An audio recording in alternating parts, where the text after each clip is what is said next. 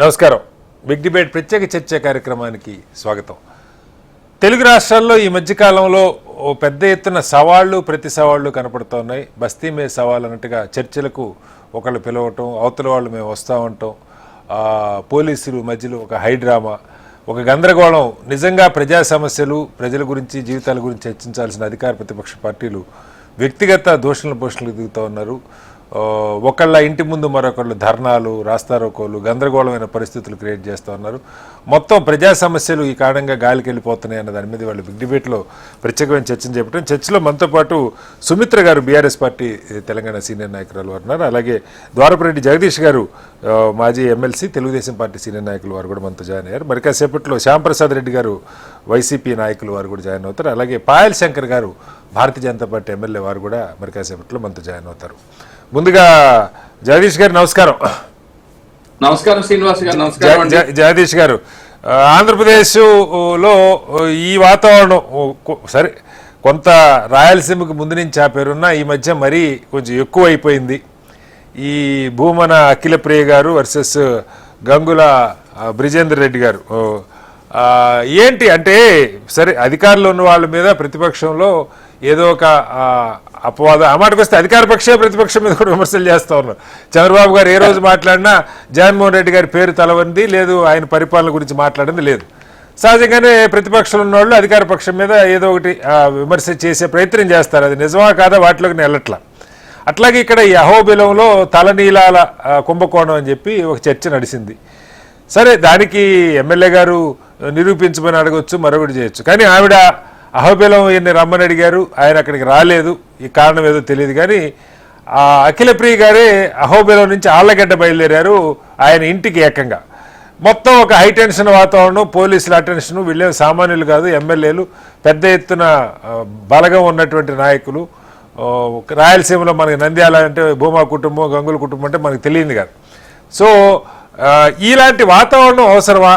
ప్రజలు ఇవాళ సాయంత్రం ఆంధ్రప్రదేశ్లో కానీ తెలంగాణలో కానీ బోల్డ్ అనే సమస్యలు ఉంటాయి. వాటి మీద మీడియాలో మంచి చర్చలు, కనీసం ఇప్పుడు సర్ర ఒకటి నడుస్తూ ఉంది, లేదు ఆంధ్రప్రదేశ్ ఏర్పడి 15 ఏళ్ళు అవుతుంది, అభివృద్ధి, అనేక అంశాలు మాట్లాడుకునే ఉండగా ఈ అంశం మాట్లాడుకోవాల్సి రావటం, సవాళ్ళు ప్రతి సవాళ్ళది ఎలా అర్థం చేసుకోవాలి? శ్రీనివాస్ గారు, మీకు అలాగే ప్యానెల్లో ఉన్న సుమిత్ర గారికి, మిగతా పెద్దలకు కూడా హృదయపూర్వకంగా నమస్కారాలు తెలియజేస్తూ,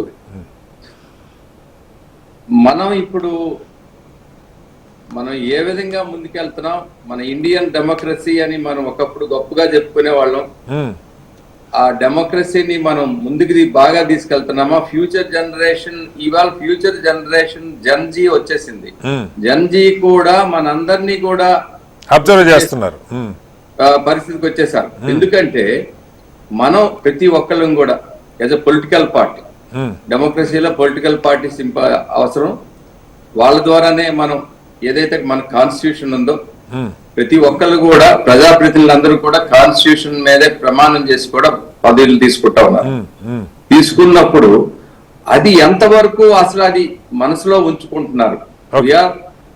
we should be faithful to the constitution అన్నది. కాన్స్టిట్యూషన్ లో కొన్ని రైట్స్ ఉన్నాయి, అలాగే రెస్పాన్సిబిలిటీస్ ఉన్నాయి. ఫండమెంటల్ రైట్స్ ప్రతి ఒక్కరికి ఉన్నాయి. మీకు అందులో స్వేచ్ఛ ఉంది, ఫ్రీడమ్ ఆఫ్ స్పీచ్ ఉంది, ఎక్స్ప్రెషన్ ఉంది, బిలీఫ్ ఉంది, ఫెయిత్ ఉంది, వర్షిప్ ఉంది.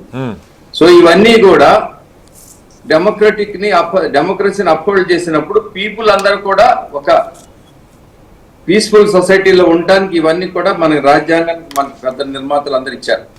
మనం ఏం లేదు, సింపుల్ గా దాన్ని ఫాలో అవుతే అద్భుతంగా ఉంటుంది. మనం ఆ రోజుల్లో ఫ్రీడమ్, మనకి ఎప్పుడైతే స్వాతంత్రం వచ్చిన తర్వాత ఇమీడియట్ గా ఉన్న పెద్దలందరూ కూడా భారతదేశాన్ని ఒక గొప్ప దేశంగా ఉంచాలని నెహ్రూ గారు అంటారు. నేను ప్రైమ్ మినిస్టర్ని కాదు, మీ అందరితో ఒకడిని, ఏదైనా ఉంటే మీరు క్వశ్చన్ చేయండి. ఎందుకంటే మనం ఇక్కడ పరిపాలించడం కాదు, భారతదేశాన్ని ఒక బాగా ముందుకు తీసుకెళ్లాలనే ఆలోచనలో మనం అందరం ఉన్నాము. పాలకులు కాదు, మేము సేవకులు అని చెప్పేవాళ్ళు. సో అక్కడి నుంచి ఎవల్యూషన్ ఆఫ్ డెమోక్రసీలో కొన్ని చేంజెస్ వస్తాయి, కొన్ని వస్తాయి, అవి కామన్. కానీ ఒకటైతే సెంటర్ పాయింట్ ఏంటంటే మనం దానికి స్టిక్ అని ఉండాలి. ఇవ కాదు జగదీష్ గారు, నిజంగా ఇవాళ పాలిటిక్స్ లో మీలాగా మాట్లాడుతున్న వాళ్ళు చాలా అరుదు.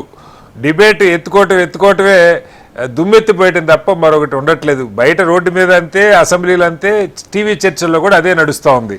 రాజ్యాంగం గురించో ప్రజాస్వామ్యం గురించో విలువల గురించో మాట్లాడేవాళ్ళు లేరు. ఇవాళ ఈ 2 సంఘటనలు ఆంధ్రప్రదేశ్లో, ఈ నంద్యాల ఆళ్లగడ్డ ఇష్యూ ఒకటైతే, అనంతపురం రాప్తాడు దగ్గర తోటతుర్తి ఆయన ప్రకాష్ రెడ్డి గారు, అలాగే మీ మడకశిర ఎమ్మెల్యే ఎంఎస్ రాజు గారు, వాళ్ళిద్దరు కూడా సవాళ్ళు ప్రతి సవాళ్ళు, ఇద్దరు హోరాహోరీగా జన సమీకరణ, వాళ్ళ ఇంటి ముందుకు వెళ్ళి ధర్నాకి వెళ్ళే ప్రయత్నం చేయటం. అంటే ఒక రకంగా అధికార పక్షం కొంత అగ్రెసివ్గా ముందుకెళ్తుంది. ఎందుకంటే అఖిలప్రియ గారు తెలుగుదేశం ఎమ్మెల్యే, రాజు గారు తెలుగుదేశం ఎమ్మెల్యే, ఇద్దరు ప్రతిపక్ష నాయకులు ఆరోపణలు చేశారని వాళ్ళ ఇళ్ల మీదకి వెళ్తే ఇక ప్రశ్నించడం ఎట్లా? రైటర్ నేను అది రైట్ అని నేను అంట్లా, వాళ్ళు చేసిన ఆరోపణలు నిజమని అంట్లా, బట్ వాళ్ళకి హక్కు ఉంది కదా, ప్రశ్నించే హక్కు ఉంది కదా. ప్రశ్నించే హక్కు ఉందండి, అది ఫండమెంటల్ రైట్ అండి. అది even freedom of the press ఏంటండి, ప్రెస్ ఏంటి, ఖచ్చితంగా క్వశ్చన్ చేయాలి. ఎందుకంటే క్వశ్చన్ చేయడం ఏంటంటే to make the people leaders accountable to the people. Question చేయడం ఎలా ఉండాలంటే, క్వశ్చనింగ్ కూడా it's not a personal agenda అండి. పర్సనల్ ఎజెండా అనేది అసలు భారతదేశ ప్రజాస్వామ్యంలో లేదండి. పర్సనల్ ఎజెండా లేదు. If anything related to the ప్రజలు కానీ లేకపోతే కాన్స్టిట్యూషన్ ఎఫెక్ట్ అయినా, ఇంకేదైనా ఎఫెక్ట్ అయినప్పుడు, సిస్టమ్స్ ఏవైతే మనకి ఎఫెక్ట్ అయినప్పుడు క్వశ్చన్ చేయొచ్చు. ఆ క్వశ్చన్ చేయడంలో ఏంటంటే వాళ్ళని అకౌంటబుల్ చేయాలి, రెస్పాన్సిబుల్ చేయాలి. అకౌంటబిలిటీ, రెస్పాన్సిబిలిటీ పాలకులకు రావటాన్ని గురించే క్వశ్చన్ చేయాలి. So that is one thing. పాలకుల మీద క్వశ్చన్ చేసేటప్పుడు వ్యాలిడిటీ చూడాలి, ఆన్సర్ ఇవ్వాల్సిన బాధ్యత కూడా పాలకులకు ఉంది. Not show off strength. Show off strength కాదు, మీ వాయిస్ లో స్ట్రెంగ్త్ ఉండాలి. అంటే పెద్ద వాయిస్ కాదు, క్లారిటీ ఉండాలి, కన్సిస్టెన్సీ ఉండాలి, కంటెంట్ ఉండాలి. ఇవాళ అది మీకు ఏమైనా కనపడుతుంది సార్? ఇప్పుడు సపోజ్ ఉదాహరణకంటే మిమ్మల్ని ఇబ్బంది పెట్టాలన్న ఉద్దేశం కాదు, మీరు అధికార పక్షాన్ని రిప్రజెంట్ చేస్తా ఉన్నారు. అహోబిలంకి సంబంధించి ఒక ఎలిగేషన్ ప్రతిపక్ష నాయకుడు చేశాడు, మాజీ ఎమ్మెల్యే అనుకుందాం. అఖిలప్రియ గారు చక్కగా వాటికి సంబంధించిన వివరాలు అక్కడే అహోబిలంలోనే ఆవిడ ఒక ప్రెస్ మీట్ పెట్టి ఇది జరిగింది, ఆయన తెలుసుకొని మాట్లాడితే బాగుంటుంది అని ఆయనన్నా ఆవిడన్నా ఎంత హుందాగా ఉంటుంది. లేదు ఈయనైనా ఈ అడ్డగోలు ఆరోపణలు కాకుండా సాక్ష్యాలతో సహా ముందు పెట్టే ప్రయత్నం చేస్తే ఎలా ఉండేది? ఖచ్చితంగా సార్, ఇప్పుడు ఈ రెండు ఇట్ ఈస్ ఖచ్చితంగా దీస్ ఇన్సిడెంట్స్ వెరీ అన్ఫార్చునేట్ అండి. ఎందుకంటే ఇట్స్ హెల్దీ డెమోక్రసీలో అల్టిమేట్ గా ఎవరిమైనా మాట్లాడినా మనం డెమోక్రసీ గురించి మాట్లాడకపోతే ప్రజలు మనం యాక్సెప్ట్ చేయరు. సో అన్ఫార్చునేట్ ఇన్సిడెంట్స్ ఇవన్నీ ఇమోషనల్ ఉండకూడదండి. ఇమోషన్స్ కి, ఆవేశాలకి వెళ్ళేటప్పుడు ఏమవుతుందంటే అసలు యాక్చువల్ గా లైన్ ఆఫ్ ఇది తగ్గిపోయి పక్కకి వెళ్ళిపోద్ది. అక్కడ నుంచి ఏంటంటే దాని నుంచి వయలెన్స్ కి అన్నిటికీ కూడా ఇటన్నిటికీ వై షో ఆఫ్ స్ట్రెంగ్త్ అండి. Show off strength. ఇప్పుడు పార్టీలు ఉన్నాయండి, తెలుగుదేశం పార్టీ ఒకవేళ ఆయన మాట్లాడారనుకోండి, మనం పార్టీ పరంగా కూడా మనం మాట్లాడొచ్చు, ఆయనకు లెటర్ ఇలా చేయొచ్చు. ఇప్పుడు పత్రికలకు రిలీజ్ చేయొచ్చు. They belong to one party and also they belong to one government. ఆ విధంగా ముందుకెళ్ళడానికి అవకాశం ఉంటే బాగుంటుంది, హెల్దీగా ఉంటుంది.